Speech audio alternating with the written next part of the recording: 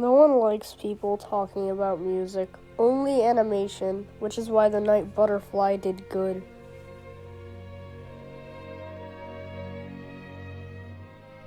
What if I talked about both?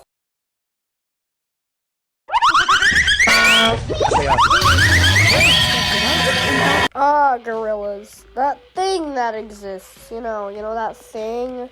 That thing where it's like music, but it's also cartoons, and like it's cartoons are making the music, but it's not actually cartoons because real people are making the music, but it's like cartoons are making the music because it's like cool. I love Gorillaz. It is one of my favorite things, especially Phase 1 Gorillaz. Phase 1 Gorillaz was just better in my opinion. It was more experimental music.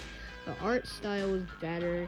It looked more like an old 2000s Cartoon Network show, and I really liked that look, and like, it was just better, I don't know. Their first album is, in my opinion, their best album. I mean, hey, it's their only album that I have on CD right now besides The Fall. Today, I'm gonna be ranking every song on the Gorillaz self-titled album. Not from worst to best or anything. I'm gonna be ranking them on the order of how they are on the album. So, go get a snack, get a nice warm blanket, and watch some kid ramble about Gorillaz for like 10 minutes or something. I don't know how long the video is gonna be. I'm not finished with it yet.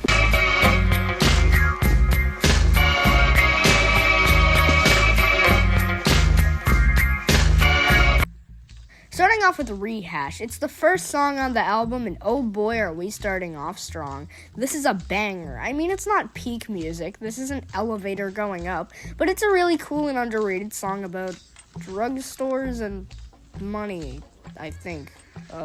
7 out of 10. 5-4. Oh boy, do I love this one. The guitar work is so nice on this one. I used to skip this song because Tootie's voice kind of threw me off, but I've learned to love it. Also, that sweet, sweet chorus. I'm not going to say what it is because my grandmother watches this channel, but if you're a Gorillaz fan, you know. This song is such a banger. A 9 out of 10 for sure. Tomorrow Comes Today. That song is good. I mean, it has a more darker tone than the last two songs, but it's still really nice, and the melodica work on this track is one of its better qualities. I just love when melodica is used in Gorillaz. This song just sounds so chill, like you can turn it on and relax after a long day. And it was their first single or EP or whatever, so that's pretty neat. 7 out of 10.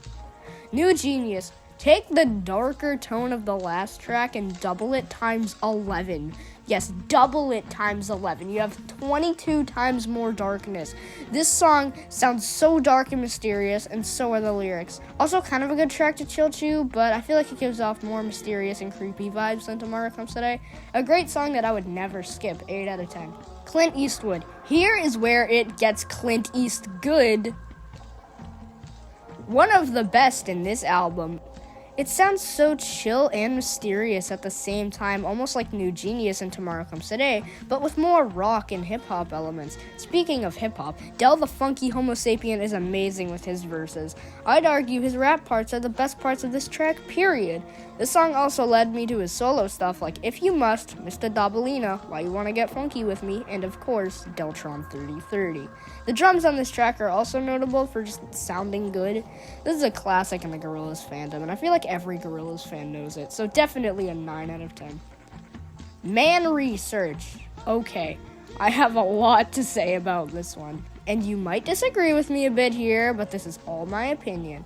This song is truly amazing, really goes hard. It's so weird and mysterious and downright unsettling, but it's also chill and so experimental, and oh, it's just perfect. Catchy lyrics I find myself singing a ton, experimental instruments and vocals, which I always love, and also just the weird sound effects heard in this track make it stand out so much more. You guys are gonna hate me for this, but I give this track a 10 out of 10. I'm sorry, it's just my opinion.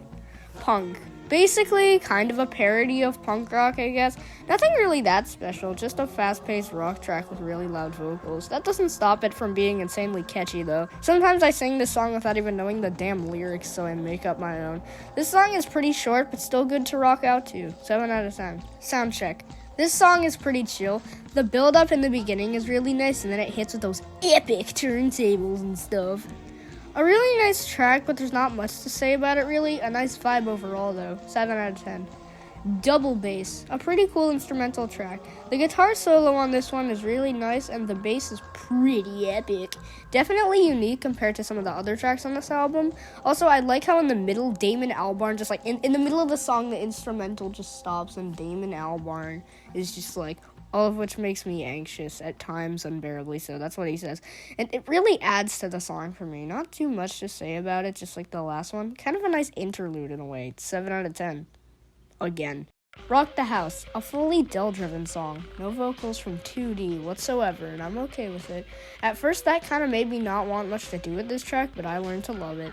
The flute part in the middle of it is also kind of cool. It's like a flute or a recorder or whatever, and it kind of fits with the rest of the song, but also doesn't. I don't know, it's weird, but still a really good song, and the bars are pretty epic, bro. 9 out of 10. 192000. I love this track. It is kind of experimental with its weird random bubbly bop sound effects in the middle of it. Also, it fits with that whole cartoony vibe Gorillaz had back in Phase 1, and honestly, it's just perfect. I love Noodle's vocals in this song, and of course, I have to mention Getting the Cool Shoe Shine.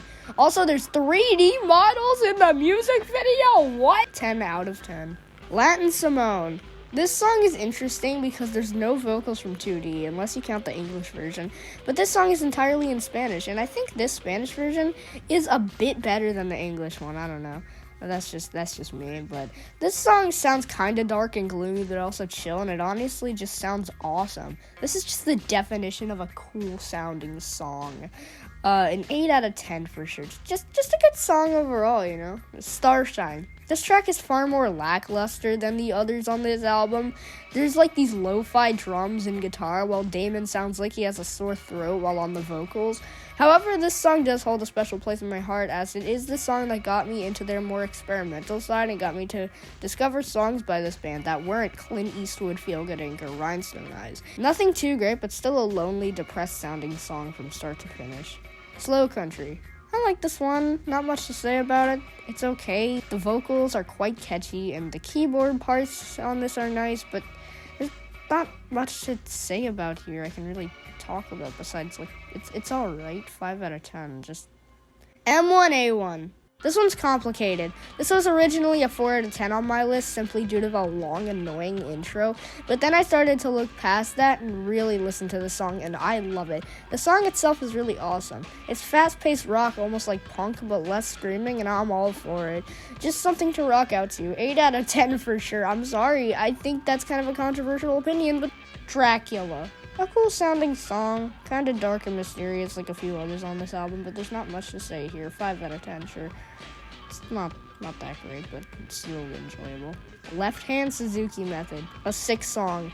I love the crunchy guitars on this track, and those violin parts fit way more than they should on this song. This was my favorite Gorillaz track for a while, and Noodle speaking Japanese through all this musical chaos really puts it all together.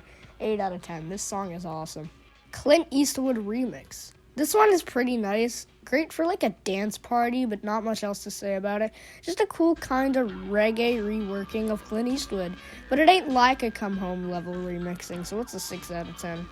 192000 remix. This is just kind of bad, I guess. Not much to say, like, it's fine, not much to say like the last one. It's fine, but it's not really anything that special.